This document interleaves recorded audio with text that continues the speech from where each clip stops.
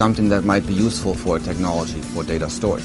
We as an industry have been following for many years this trend that we now call Moore's Law, where we exponentially shrink the components down by a small factor every year.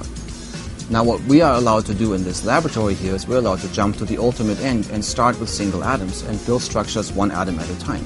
In this breakthrough, what we have done is we have stored magnetic information in only 12 atoms. We have this specialized tool that allows us to investigate the properties of single atoms and small clusters of these atoms.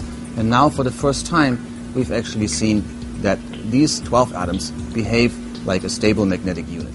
So a current computer hard drive, for example, stores information in a large number of magnetic atoms. And all these magnetic atoms act together to make one bit of magnetic information. And so if we can scale down, then we correspondingly get a much larger density or much larger number of bits in our disk drive or in our computer.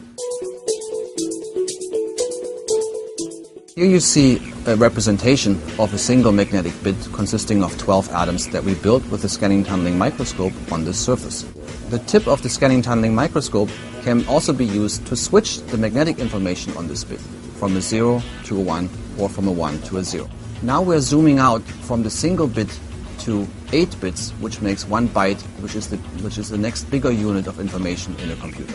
A byte, for example, can store all the characters that you have in the alphabet and all the numbers that go with it. If we zoom out further, then you can see that we can put many of these bytes next to each other. In this example here, we have 5 of those, and they store different information in them. In this case, the letters T, H, I, N, K. In this size comparison to existing technology, you can appreciate how much smaller this atomic scale magnetic data storage could be and how much more information you could store in the same space on your drive. So this is actually a testament to IBM's investment in R&D. IBM did not become a 100-year-old company by doing the same thing over and over again. We're constantly innovating, and in fact there is so much encouragement to innovate. This has become a place where the innovation engine is very, very vibrant. And what you're seeing here today is one of many outcomes from our investment in research, long-term investment in research. And so we are actually very proud to kind of showcase our ability to invest in research